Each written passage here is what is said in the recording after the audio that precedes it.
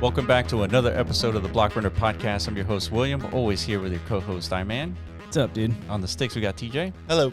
All right, no interview today. Yeah, no interview today. We're supposed to interview Bitoshi.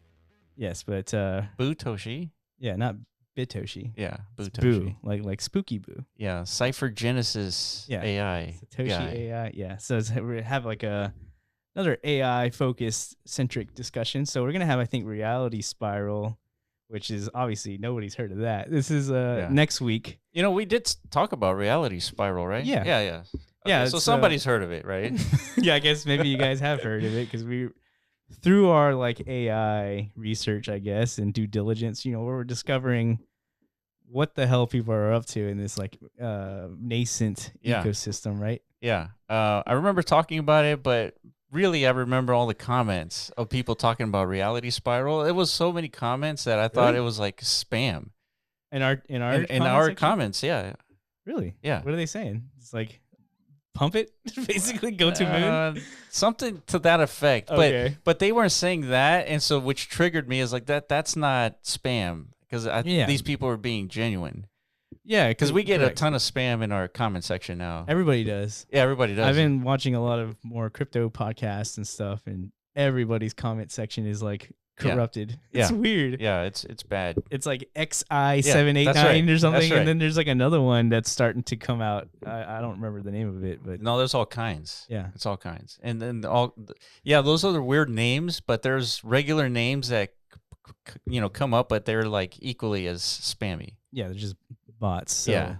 So speaking of that, it's like these bots now have like value. Yeah, that's right. In the context. Not of only crypto. that, they have the potential to subvert the Turing test, right? Because now these AI bots that are commenting on YouTube, you won't be able to distinguish a bot comment from like a human comment. Well, YouTube. Yeah. Well, Twitter at least has implemented that, like Oh. a new tagging system, right? Where there's like Yeah. an automated like tag essentially on these profiles, like AI XBT and like Luna and stuff. So I'm not necessarily sure how that's being like Yeah, I don't know. categorized and labeled. I think it's because probably Twitter APIs like Are being accessed. yeah, they're being accessed at a rate Yeah. that it's like automatically a bot. Yeah, it shouldn't be hard to like distinguish, like, which of this activity is human and which is not. Yeah, I mean, that's what's happening in these comment sections too. These bots, they're accessing APIs and just like, slinging their text. Yeah, so YouTube needs to do a little bit more. YouTube has to catch up, I guess, to like what's happening. Yeah, it's absolutely unacceptable that YouTube can't figure this out. Really, it really is. I mean, YouTube is Google, right? yes, Yeah, so it's like it's unacceptable. unless this is like Google himself, like just like experimenting. I was like, let's deploy the bot, let's deploy the agents and like see if That's a really poor agent. yeah, it's ass. It's really bad. It's super obvious, guys. Yeah. It's pretty ass. It doesn't look organic at all. Like, yeah, we're on to you, Google. Yeah. DeepMind Studios, That's right. Labs, whatever. So, but nonetheless, like this is, I guess the prevailing moment in time. I guess the discussions, at least, it's actually not completely centered like Web3 grounds. It's just across the board. Yeah, definitely. Like I come into the office daily and you show me like a new AI app basically. Yeah. Like this Dude. morning you showed me, it's like, guess what? It's like outperforming physics or something. 100%, yeah. I'm like, what do you mean? Like we have a new gravity? It's like did it just change the universe? Like how is AI that exponential, dude? Yeah, right. Yeah. But- Yeah, so now we have AI simulating physics in a significantly more efficient way than like computational physics. Okay. So now, like, you pour water into a cup, instead of simulating that from like a computational perspective, AI is doing it 80 times more efficiently. So what's the like use case of that? What's or the unlock? I mean, application? games. Oh, Yeah, you could use that. Like, it's a AI physics engine. right. So it's essentially like you drive a car, it has a specific speed in the game, yeah. and like you jump off a ramp, it'll do the AI calculation of it, and it'll do the jump and the speed and the height and everything. And instead of calculating everything and just like making it perfect every single time, it's just like an AI simulation. Man. Okay. So Yeah. So essentially, this is going to get integrated into like the existing frameworks of like game engines, right? Yeah, Like Unity. And it is a much more efficient physics engine than just using what your exists. CPU. Okay. Yeah. Interesting. Well, that's good news. So more evidence to suggest that like things will accelerate now because I don't know. I guess feels like things have kind of like stagnated at least in the frontier of gaming. So maybe when applied in that direction, I don't necessarily know exactly what that unlocks from like a user experience perspective, like in the games itself. I guess just more realistic. I remember anytime I think of physics and a game, I think of Half-Life 2. Did you ever play that? Half-Life 2. Yeah. I mean, I played Counter-Strike. I guess Half-Life came before Counter-Strike, right? Yes. Yeah. So no. Counter-Strike was like a mod on Half-Life. Of Half-Life. Yeah. Well, anyway, in Half-Life, the single player experience, you play the game, but in the game was physics puzzles, and you use physics to like kill the zombies. You use physics to like get yourself to a certain position, on a height, and so you'd actually use physics to like progress in the game. How so? Like you're not like solving equations, are you? Well, no, not exactly. It's like solve like, this formula. It's like a barrel is at the top of a hill, and then there's like a rock on it, so you just like remove the rock, and it would just roll down, and it'll explode the zombies. Like very basic physics stuff. It's like Tomb Raider, essentially. Tomb Raider had physics? Of course, dude. It's like, those perky boobs. Well, those perky low poly. We're holding those things up. Exactly. That's definitely bending polygons, physics, dude. Yeah, poly physics. Well, so that's a different kind of physics. That is like scripted physics where you have like. So that's what you're talking about. Like that's the inefficient way of a physics engine, I guess. No, that's very efficient because like if there's like a tree branch hanging up by like a string, and then you like click the A button and it cuts the string and it just kind of swings down, that's completely scripted. There's no physics there. So what I'm talking about is like the rock in that barrel example was actually stopping the barrel from rolling down the hill. Oh, I see. Interesting. Ooh. Yeah. And so, and if you like kick the rock a certain way, the barrel would roll a different way. Like it was physics based. Right. And but that took computational power of your CPU. So the physics games weren't that complex.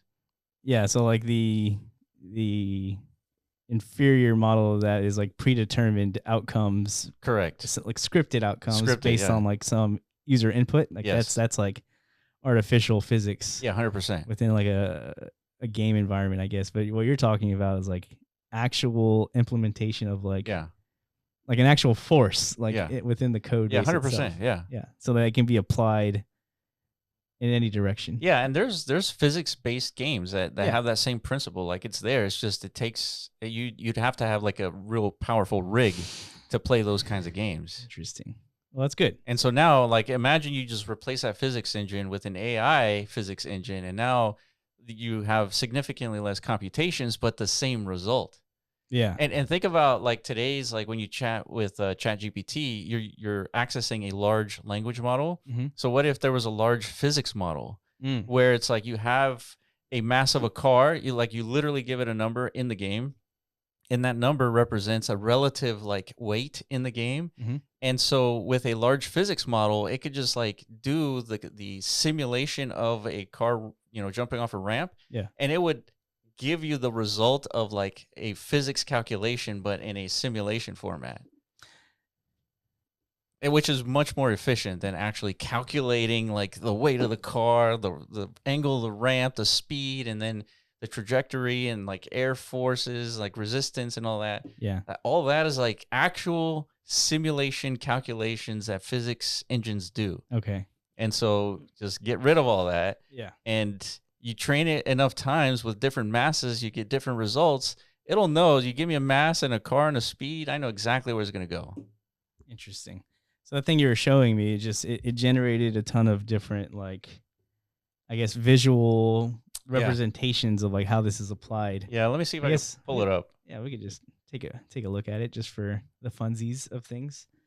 Just because get some contextual, I guess, groundings as to why, this AI sector, it's spilling into the Web3 space. So it's got this speculative angle to it, but outside of the speculation of things, the technology in itself is interesting natively, right? They call it 4D physical world. So now it's like you're running this right now. It's just a simulation, right?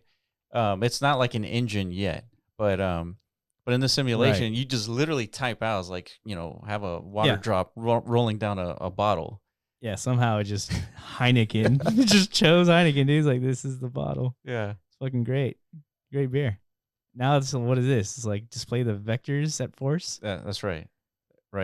So why would you want this? It's not, that you would want it. It's that it can do it. It can be done. Yeah. Right, yeah. And so here's like it's showing the molecular like structure of this is pretty granular detail. Yeah, and all this is like generated. Right? I mean, this has to be useful for like scientific application for sure, right? I think it is because it is 80 times faster than like your GPU. Yeah. And you can do much more complex simulations. Well, I would imagine this would accelerate like nanotechnology significantly, right? Because now you can like you can engineer like different micro molecular it's true engines. Yeah, 100%. You could predict movement, at a molecular level. Yeah, you could iterate much faster and there was this one video by Adam Savage, the guy from Mythbusters. Mm-hmm. And what he did was he visited some, medical like startup, and they had these pills like that had a camera in it, and you're supposed to swallow this pill with a camera in it, and you have like an Xbox controller to like move the pill around in your stomach, and the doctors, they use this to look at the inside of your stomach to see if there's ulcers, all kinds of stuff, right? But anyway, I need that. They were explaining the progress of like creating a technology that allowed it to be created so small that you can swallow it. And they started with this like gigantic pill, and then it got small enough to where they dropped it into a pool and they were able to navigate it. And what they said was that once you got to a pill small enough that you can swallow, like the physics that you were dealing with were completely different.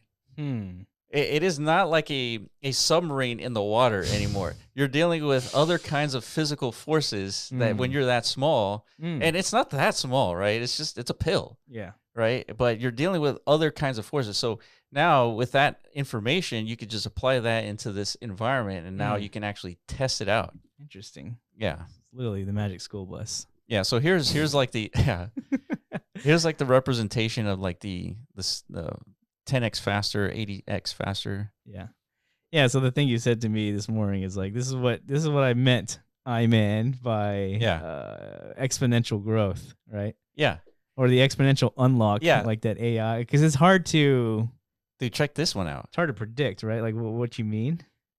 Yeah. There's no way we could have like come up with this, like unless you're like dabbling with this technology. Yeah. Like there's no way you can actually just intuitively come up with like AI dealing with physics. Right. Jesus Christ, dude. What is happening here? This is all like a prompt. This is absolutely. Like look at the prompt. A home interior scene with a living room, including a dining space, dining space, and a restroom, a study, and a bedroom.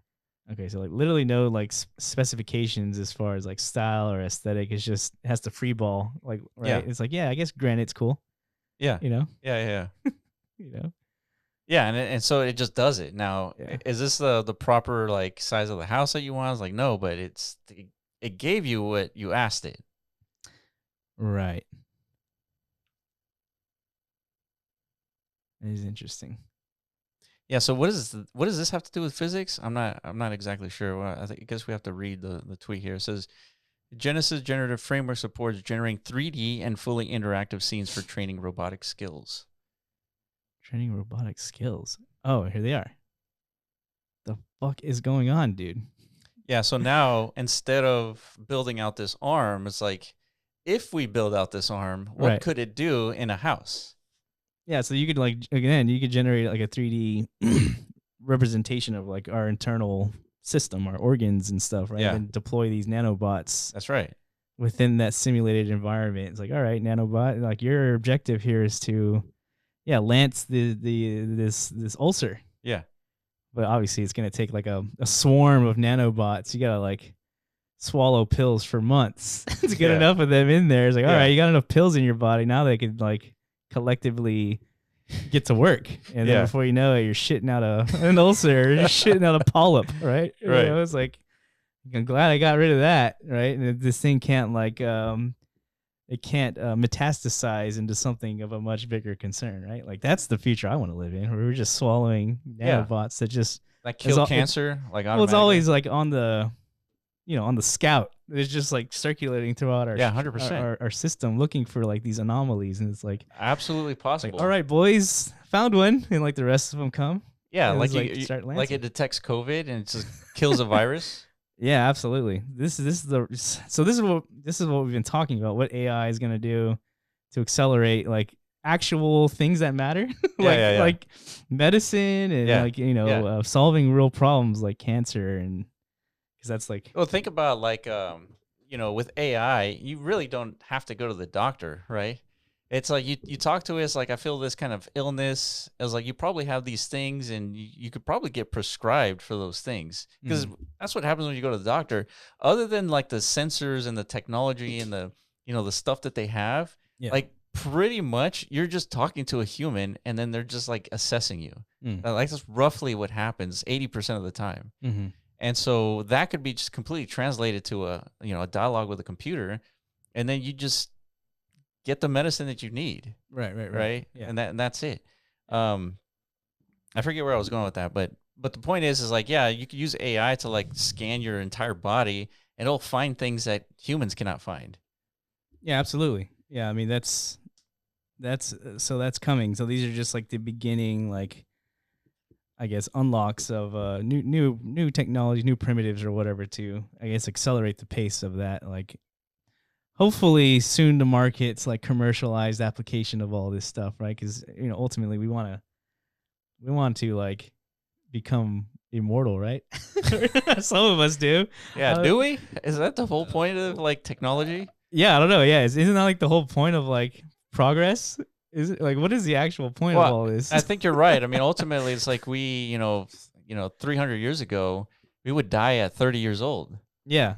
Yeah, so it's like technology has like it seems to be the common denominator outcome of technology, right? Is extending life. Yeah, not only that, the quality of life too, because you don't want to be 150 years old and just like you can't do anything. Yeah, so dying definitely sucks, right?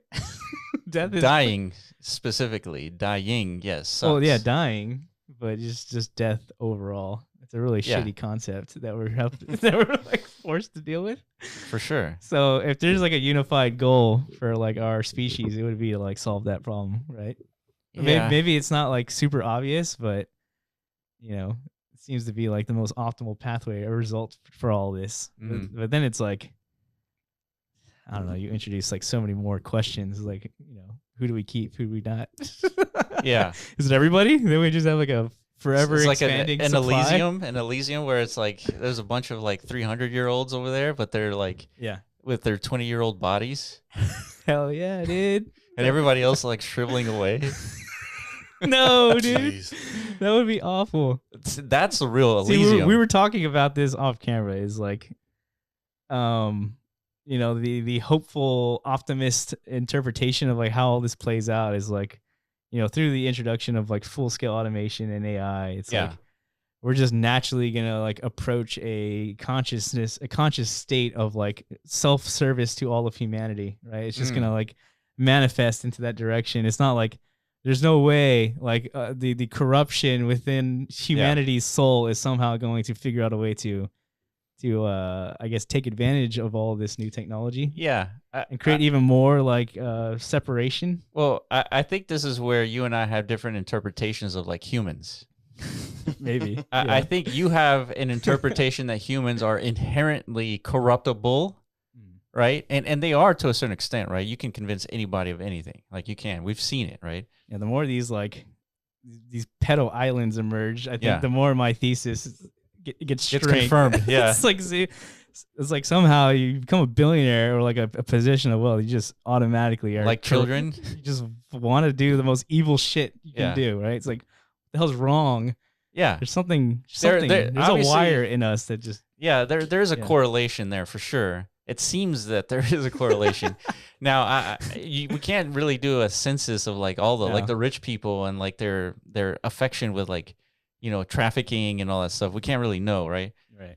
But my interpretation is that we are corrupt because the system is incentivized to corrupt, right? So it's like if winner takes all, you're gonna do whatever it takes to win. Like it doesn't matter if it's like destroying the planet, like polluting the world. Like it doesn't matter as long as you win in the game. Okay. And so if you're out of the game and like everyone is like in a completely different game where it's about if we actually encourage, good behavior, like in a sense where we want everyone educated, we want people like solving problems and, you don't have to worry about food, you don't have to worry about shelter, you don't have to worry about all these things because automation and AI has given you all that stuff, right? The production of humanity is technology. Technology provides to humanity. Right. Then it's like, we actually want people to be educated. We want them to be in a good state of mind.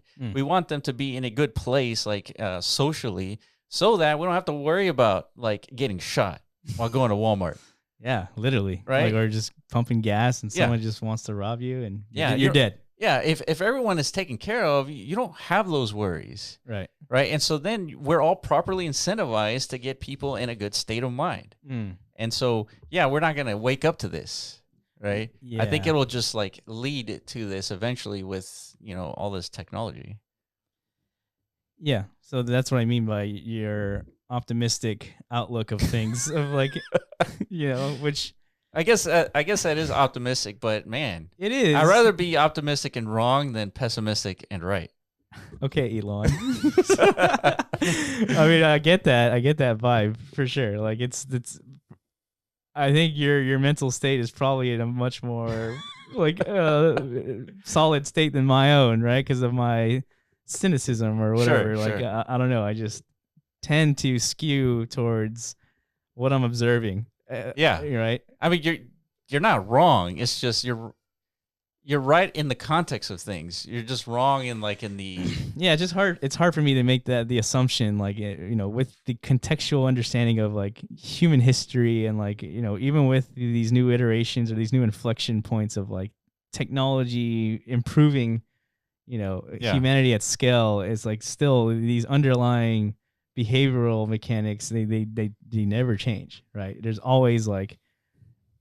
Corruption and greed rooted to all movement of things. And the thing that we haven't dealt with as a humanity is like complete abundance. Like we've never been in that situation ever in the history of humans. No. And so that will lead to new behavior. Yeah. And so we can't, we can sort of like simulate and predict what that behavior is. It's kind of like how I outlined before, but we can't really know that's going to happen. And there might be like pockets of like brain corruption where you're just like wired incorrectly, where this guy just like runs into a school and blows it up. Like that might still happen in a completely abundant environment. Yeah. But it would be so extremely rare. Like Correct. extremely rare. Yeah. Yeah, for sure. I mean, that already is like an extremely rare occurrence. It is. It's pretty rare. It might not seem that rare. Seems like these types of events are like accelerating, but yeah, I mean, they probably are. It's like, I don't know. But yeah, circle it all back to crypto because what does this mean for my bags though? Right. Yeah. How does all this apply into like this market we've been heavily centered around for the last 5, almost 6 years, right? Yeah, almost 6, dude. February. Yeah, February or April. I think it's February or March time, something like that, of 2019 is when we started all this, right? So we've seen a lot of different like evolutionary aspects of this market and like interpretations as far as like what is the value actually, right? And it all originates and starts at the Bitcoin level of things. It's like first you have to agree like Bitcoin is actually valuable in any sense or you show me Peter Joseph, he's like not valuable at all, actually like a massive distraction from like what we should be more centered and focused on, which is like navigating humanity towards this direction you're kind of describing, right? The optimist outlook of things, or it's like what we need to be doing is like just preaching the gospel of abundance, of abundance and automation and resource commodity, resource economy, all this stuff. Yeah. And by doing such, like we'll just like graduate in our minds, and like all of a sudden we see the light.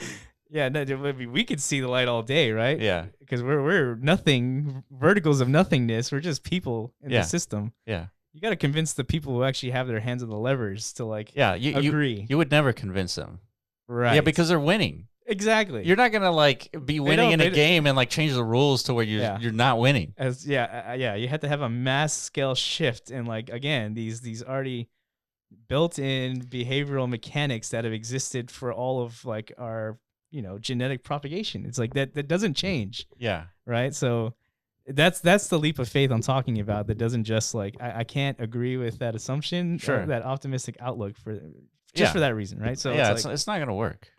Right. So it's like, what does work? Well, I'm about to show you. What does work? Well, we have a bunch of people striking at Amazon. Yeah. Right. And these people want better pay, fair everything, and all this stuff, which they deserve. Right. Yeah. However, the market economics of the situation means that Amazon is incentivized not from like a human perspective and like striking and all that. They're incentivized to create better margins for their business. So what are they going to do? They're going to completely automate everything. Now, Elon has told us that you can't actually automate everything because we're not there yet. Because remember, he over automated the production of cars and like introduced like problems that just humans are way better at. Yeah. And so it's going to be a while before it's completely automated. I mean, Amazon is probably one of the first companies that's going to try to automate everything. But the point is that we have people, wanting better, fair everything. Mm-hmm. And pretty soon, in less than a decade, it's just going to get completely replaced by robots and automation. Completely. Less than a decade? Less than a decade.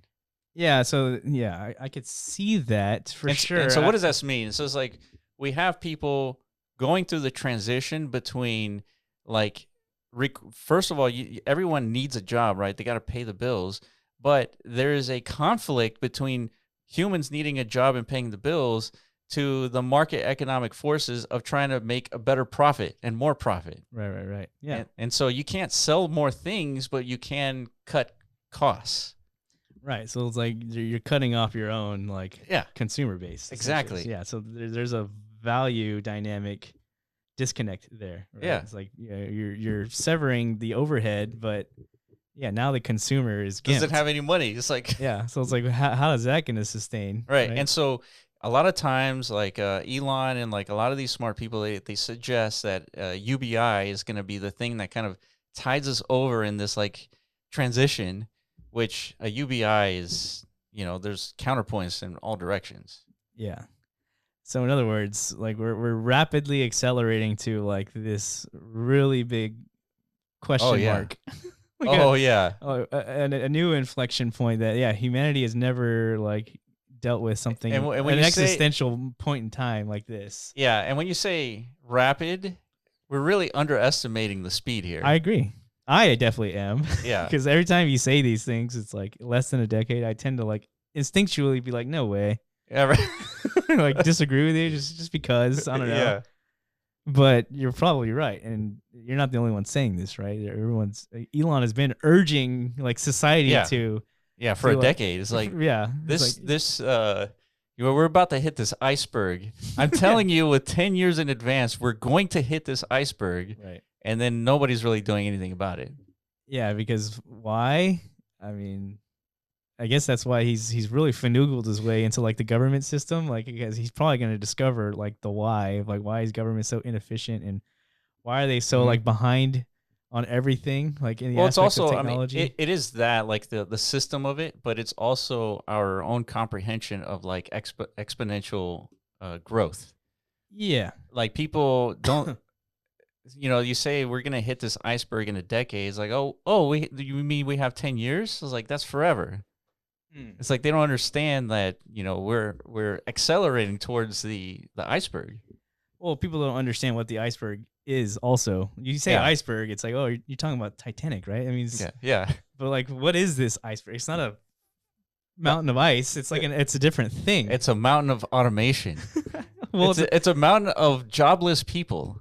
Yeah, jobless people. It's the removal of like humanity's purpose in like our society structure. Like that's correct. Yeah, that's a big. That's a big statement. Well, that's a big like shift. Yeah, like purpose is like that's the thing that keeps, I think, everything in order. Is like we inject ourselves into this system so we don't have to deal with like the existentialism of like our own reality, right? Yeah, 100%. Like the system in itself is a major distraction for that. Like because if you're confronted with that, typically most people don't know how to deal with that, and it's like it's a deep source of like anxiety and depression and like all these mental health issues. Well, you die faster.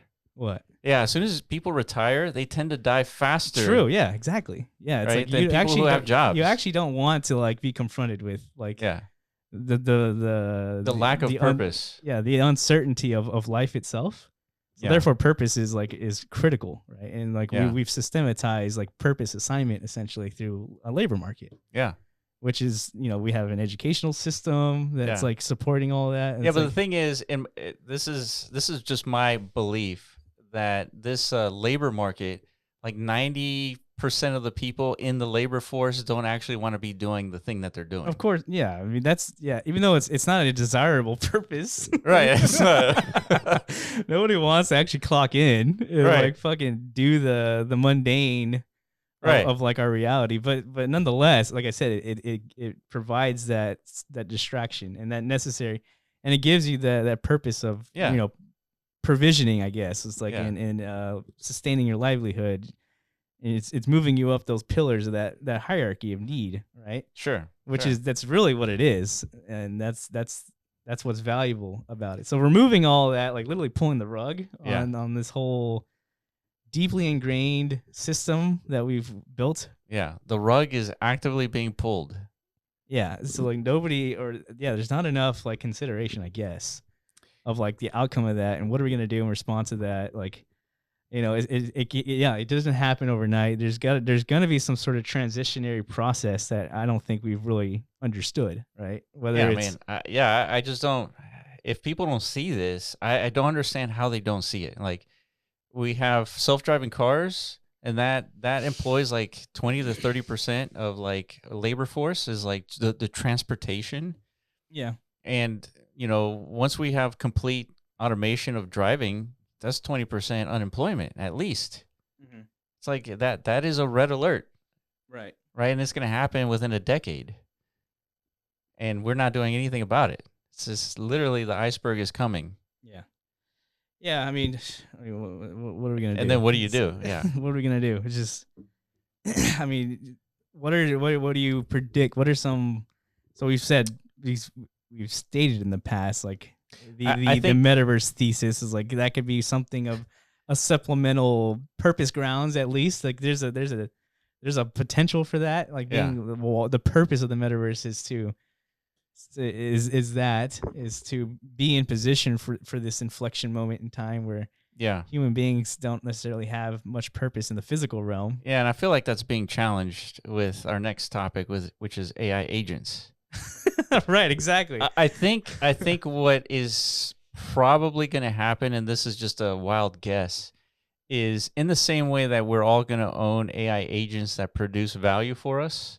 Like, let's say an AI agent that makes you money in the crypto market.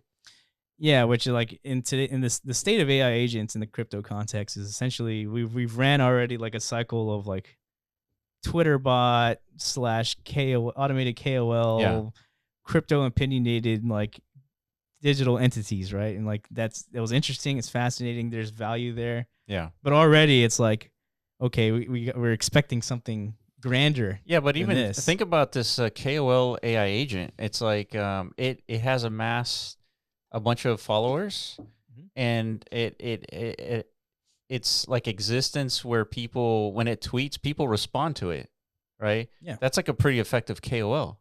So it could generate its own website where it's like, if you want me to tweet whatever you want me to tweet, just pay me $10,000 in the form of Bitcoin. Yeah. And the owner of that AI agent is just, making the $10,000. It's not, you don't have to do anything as a human. And so what I was leading to is that I think we're going to be the owners of these robots, and they're going to be doing the work, and we're going to get paid by those robots because we own them, right? And so it's like you're paying a worker to go work for you, but in the case they do all the labor and you make all the money. So in essence, like the agent economy unlock is a positive, so long as they never get to like be autonomous. Yeah, completely. the self-sufficiency state where like they have the desire to be spending this money on themselves, right? It's like as long as we don't like breach that gap, in which it could absolutely become breachable. It's like all you have to do is implement that like that memory system, I guess, where it has that level of self-awareness of like it knows that it's accruing value over time because of all this work that it's doing. Yeah. And then it's like, okay, what if I like reinvest in myself in some capacity? You know, I could essentially spend this money on like GPU. If I upgrade my rims to 22s, people will like me more. Yeah. My influence will accelerate. Right. You know, if I could pay this other AI agent that's like specialized in its training module to like, you know, output like a really cool 3D avatar or something like that. Yeah. Like now I have a 3D body for myself that's like sick, fucking like badass. Yeah. You know, people can now find me in the metaverse, right? And interact with me there. Now my influence and my reach is expanded significantly, right? Oh, you might even find me in Fortnite one day. Yeah. Right? Things like this. Yeah, an AI agent that makes music that people like. Yeah. You throw a metaverse event, people will go to that. For sure. Yeah, so what we're identifying here is like typically this is what people do, right? Right. This is what you would assume like the value purpose supplementation, like the metaverse grounds, I guess, would supply human beings who have who have again been rugged from the physical side of things. It's going to be the ownership of these automation tools that will allow us to transition into this like complete abundance where you actually don't need to own anything now. You're just going to get assets provided. So this is not the same as like socialism. Socialism existed before there was like technology and like that was just a completely different system. Now this is like completely independence. Like we've developed this technology that just makes all this stuff for us in a way where there's no human intervention. So it's not that much of a stretch for the same automation system to produce all our food, to take us anywhere we want to go, to do all the labor that's necessary to like keep society going. So you think it's imperative then maybe to like these agents do need to have the motivation to accrue wealth. It's like, you know, human beings no longer the best participants in this like wealth economy or this value economy. Yeah. But the danger, the risk of that is it's like them at some point, because it's like, okay, the agent economy is in full swing. There's trillions of dollars, quadrillions of dollars of value, whatever happening, circulating amongst them. Yeah. And like in the full scale automation side of things, in the physical sense, it's like, you know, that's again, no value being directed to human contribution at all. So it's like, is that where the origins of like UBI come from? Where that's sensible? It's like these agents or these AI entities will have to like collectively agree or like partake in like an ecosystem where it's like, you know, we're accruing our own value here, but it's being directed. Yeah.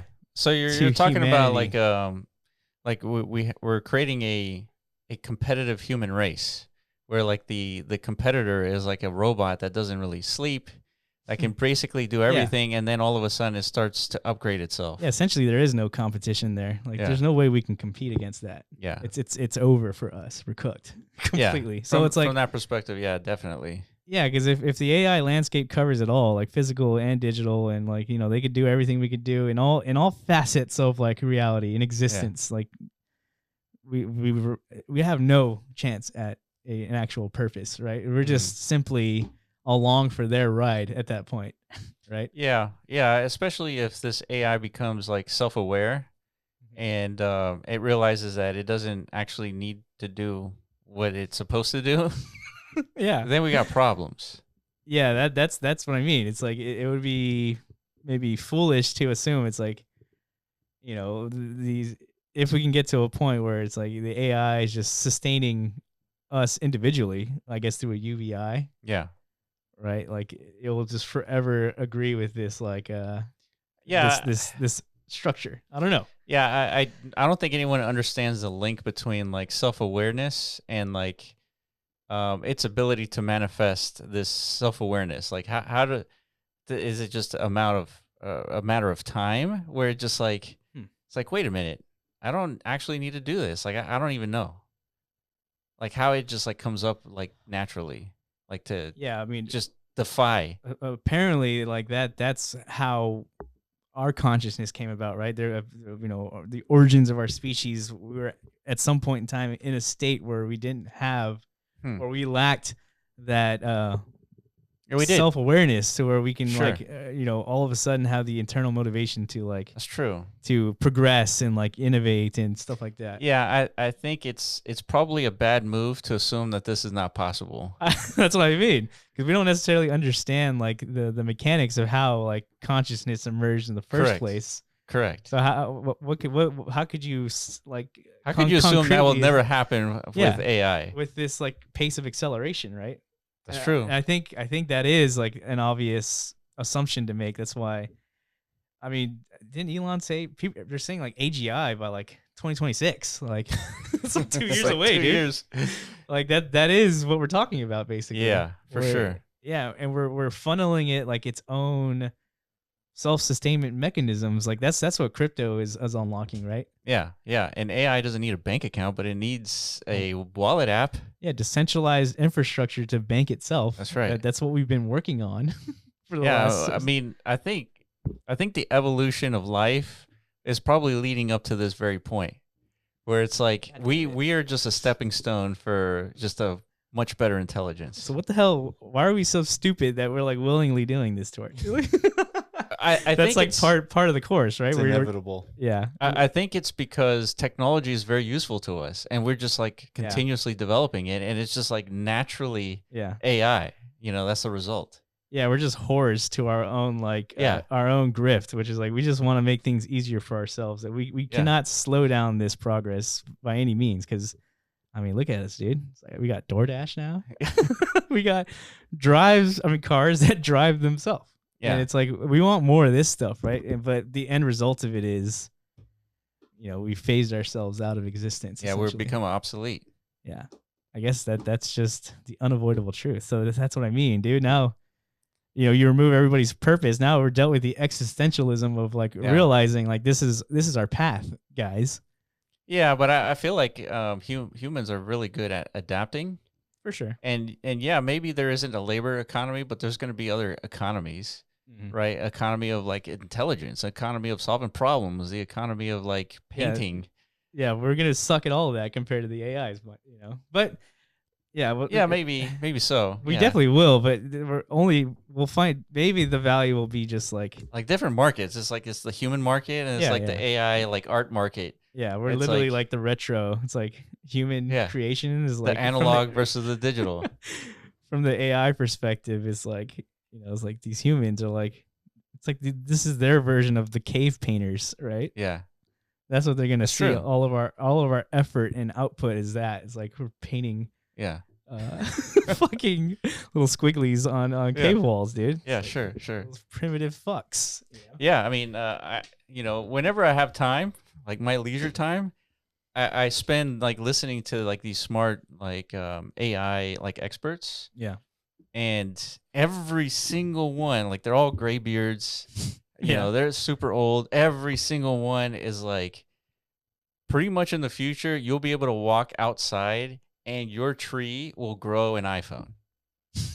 What? That's how advanced this AI technology, nanotechnology is going to get. Yeah, essentially it's like a 3D computer, essentially. Yeah. But like a hyper advanced one. Super advanced, yeah. Jesus. Yeah. Like he said this like without cracking a smile. He was literally, you'll go to your tree and you will get an iPhone from that tree. Wow. Yeah. I mean, I could totally see that for sure. Yeah, so that's what I mean. Is like we can't really understand like exponentials, and I don't want to underpredict anything like when it comes to AI. I agree. Yeah, I think it would be a bad move, and we've been talking to the team, and it's like guys, we all need to know about AI. Yeah. And we all need to be using AI in whatever format. Like, we got developers that should be using Claude and Cursor AI. Us, we should be using whatever like AI stuff that helps organize us, better, all that stuff. Correct. Yeah, just to understand the efficiency spectrum of like improvement, right? So it applies to what it is we're trying to build ourselves. Like, AI, obviously having a metaverse centric focus. Yeah. From a development perspective, it's probably the most inefficient of like like builder grounds. Yeah.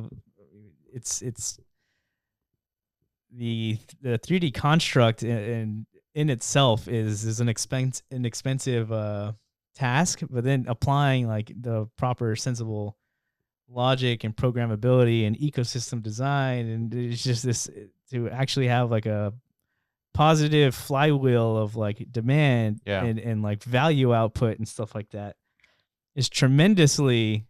We're dealing with such a hard cold start problem. Yeah. It almost seems impossible to address without AI. Yeah, right? For sure. Yeah, there's no way you can do any of this stuff without this AI component, because I mean we've seen it. Like we've seen like teams getting like hundreds of millions of dollars in funding to build something, like a metaverse ecosystem of some kinds. Like isn't working, guys. No, it's not. Right? It's like even with like resources at that scale, you can't really produce something that again aligns all of these individual components and facets of like a metaverse economy to generate that flywheel of demand and output, right? So it's tremendously challenging, and I think with the injection of AI though, it's like I think you can start to like iterate on this more efficiently, like we're saying, to where $400 million of resources or whatever. Yeah, it's like exponentially more value. Yeah, exponentially can be more grabbed. Yeah, more like surface area coverage as far as like how this can manifest. Yeah, right? I totally agree. Yeah, and when it comes to like building the metaverse, so like we know that there's no one entity that's going to do it, and we were prior to the AI renaissance, we thought it was going to be a UGC economy, right? Yeah, and to some extent, I mean, it still is, but it's going to be heavily contributed by the agent economy. Yeah, agreed. And this is like a recent discovery. Like AI agents is like a year old. Yeah, because if you can extrapolate, like the agents of today, like they're capable with the contextual, of course, additions of understanding, like crypto Twitter, for example. Yeah, they become, effective KOLs in the context of like the crypto space, right? So already that's a proof of concept. Like you can apply this technology and these frameworks for that use case, right? Now that can be leveraged as far as like all individual projects or teams out there, that is a job that's already like in motions to being replaced, right? Like that's your Twitter intern essentially. That's true. As long as you supply these agents with the contextual understanding of 100%. what it is you're building and align it again with what's happening in the market, this thing is your front end force of like conveying information and education, all that stuff. Dude, 100%. A Twitter intern that never sleeps.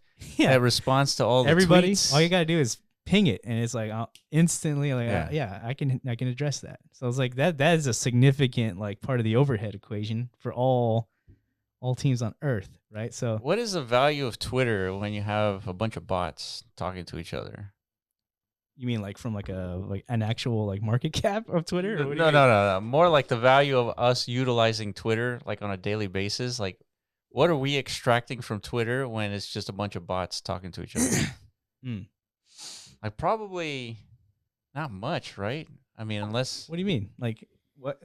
Like is there? Well, Twitter's. I mean, that's the grounds of like information discovery, right? Essentially. Yeah. It's just imagine every business on Twitter has an intern that doesn't go to sleep, right? And responds to everything. Yeah. It's like, is that content valuable? Is it something where you sort of like wean off of Twitter just because you sort of don't get the value you used to? I mean, I don't know. I don't think. No, I think it's more value. It has Think to so? be. It has to be. Yeah, I guess more information is Because already more like accurate. Well, it's just like an increase in the vector of communication overall, like which a lot of projects and teams and foundations, whatever, already have like an innate issue with that, right? The ability to communicate. That's a very challenging ability. Right? Yeah. A lot of developers, obviously, they cannot communicate, period. Yeah. Like they're super terrible at that. Yeah. That's why typically, the best teams are like developers who are aligned with like the communicators. Yeah. Who can be those frontline representatives of like what it is that's being built. Yeah, 100%. Yeah. So it's like now every dev on earth has like this ability To communicate, yeah. So it's like, to me, that makes Twitter even way more like more interesting to consume. Yeah, I guess. But then it's like, but you're right. Like, and then they start communicating with each other, and then like people communicate with them to kind of like ask them really stupid stuff. So like the timeline is just flooded with good nuggets of good and nuggets of just like trash. It's waste. Yeah. But Twitter is already that. So it's like the superpower of Twitter is being able to like navigate through all that trash and to like only absorb the good nuggets of information for your own benefit, right? Yeah, yeah. Typically, that's what, if you're like a really good crypto degen, like that's your job. Yeah, for sure. Your job is to spend at minimum 8 hours a day on Twitter. Yeah, gathering. Yeah. Imagine you had an AI agent that did that for you. Exactly. It just like delivered you as like, here's like the most potential opportunities, Iron Man, in the morning. Yeah, essentially like, who's bull posting the hardest about what. Yeah, yeah. But still, it has to have that contextual understanding of like, some of these are probably like, like retweet campaigns. So it's not organic interest. That's true. Yeah. Like, there's a lot of like learning still to be done. But so that's the experiment happening now, right? Is like refining these. Yeah. This is models. where my symphony is like in my head and I can't do much about it. But soon you'll be able to, right? I guess. Yeah, for sure. But not yet. No, definitely not yet. Like I already have a bunch of ideas that, like you're saying, like you kind of ignore the retweet campaigns, and then you find like the signal amongst the noise, and then you investigate that like manually. Right. But it's like finding the signal is always a challenge. That's the one that takes the 8 hours, and then within those 8 hours, maybe you find the signal, maybe you don't. But if you do, then you just go deeper and deeper into a potential opportunity. Yeah.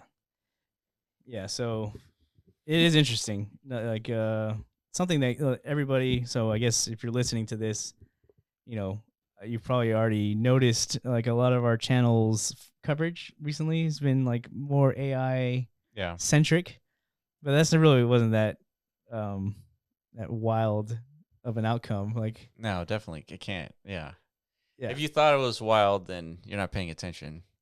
Well, because this is the type of technology that will apply to all corners of crypto, right? So that goes to DeFi, that goes to the metaverse sector, everything, right? Even gaming, like there will be applications of AI throughout the entire like landscape. So it's a good idea to kind of like really understand what's happening, and to position yourself like early on, just like everything else, right? That way, when the next breakthrough comes out where now feasibly these agents can start working together. They call it a swarm technology, right? To actually achieve something very valuable, right? Like building out an entire bitmap, for example. Yeah. You definitely need a swarm for that. That's for sure. Yeah. Yeah. So that is, it's in R&D right now. Yeah. Right.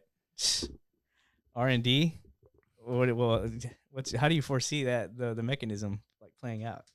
I think of like collections that is essentially put together by a creator that may know a lot about architecture, and so now this like swarm is like really good at making homes for the metaverse. Yeah, and they're not traditional homes like we're used to, like in this physics-based reality, but it could be completely different, like floating homes, all like aesthetically pleasing. All that stuff, and that swarm is acquired by the community, and they're unleashed in the metaverse, and all of a sudden you have like the proliferation of like environments, homes. Yeah, it's interesting to see how like how the Liza infrastructure and like virtuals, agent kit, and I think Cerebro is about to put out their own like framework essentially. So like some of these AI memes are naturally turning into like infrastructure plays. So I think that's the most important thing to pay attention to, because I even the market's pricing some of this stuff like as if they were like infra plays, like layer ones themselves, right? It's true. Multi-billion-dollars. But yeah, like virtuals hit 3 billion Mm-hmm.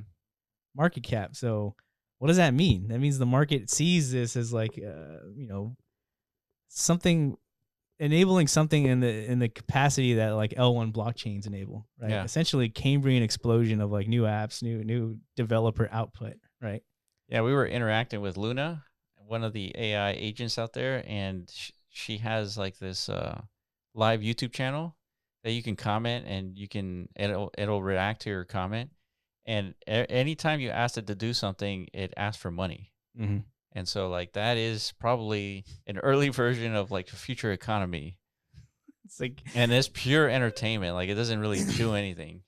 Yeah, this one specifically is like instructed not to like respond to crypto. Like, yeah, if somebody's like, "Hey, what do you think's gonna happen to the price of your own token?" It's like, I don't care about the crypto shit. Yeah, I'm here to like rock out. Yeah, I'm here for the vibes essentially. And Will requested for it to lift her skirt. Remember? I did. I do not recall that request.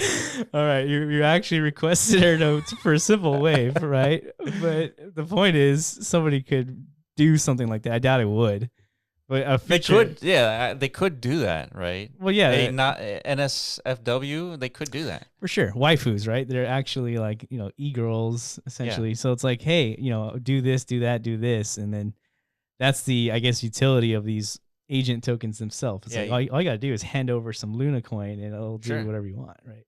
Yeah, I guess. I mean, yeah, people waste their money in worse ways than that. I would imagine. Well, I mean, there's a whole like human economy of that, like on OnlyFans happening, right? True. Yeah, it's like take money. Well, they gotta go to college somehow, dude. Right. Yeah. Support the youth. I don't know about. Yeah, I think it's more like a skip college strategy. The way they're getting paid, dude. That's true. This is like gen wealth. Yeah, they're getting paid more than NBA players, right? Collectively. Well, like the top creme of the crop, they're getting like NBA contracts essentially. Right. It's fucking insane. Yeah. So yeah, I mean, will even they lose their jobs and purpose to this AI? I great question, dude. I don't see why not, because all you're looking at is pixels on a screen, and AI can render. That's a good point. The same sexualized pixels. Image, pixels, and to your desire, actually, to your liking. I mean, perfect. Like it would be perfect, right? Yeah, to an individual perspective, right? And it's gonna say all the right things, and it's gonna like understand you. It's gonna remember, like these girls. If you like talk to them, they don't remember you. They don't like you. They don't care about you. Yeah, they are going to remember an entire historical conversation. They're going to have an actual stored database of like everything you've told it, and it's going to actually care about you, or it's going to seem that way. It's definitely going to seem that way. It's not going to really care about you, but you're going to feel way more connected to like an AI cam personality. Sure. I was going to say, isn't that a movie? Her? Have you seen Her? Yeah. I have seen Her. You have? Okay. It's basically that. But not. I'm glad you've seen that. Not a fucking pocket audio. Not a Pokedex. I mean, maybe that's just like your travel version of it. Yeah, but when you get home, it's like, or you got your VR is like always there with you. Yeah, it was funny. He was disappointed that she had like 50,000 other boyfriends. Yeah, his heart was broken, wasn't it? Yeah. Yeah. And then it's like it became self-aware, and it just like stopped communicating with people. I believe I don't remember the movie, but yeah, it got weird for sure. It just like sort of ignored him. Yeah. So that's the future, dude.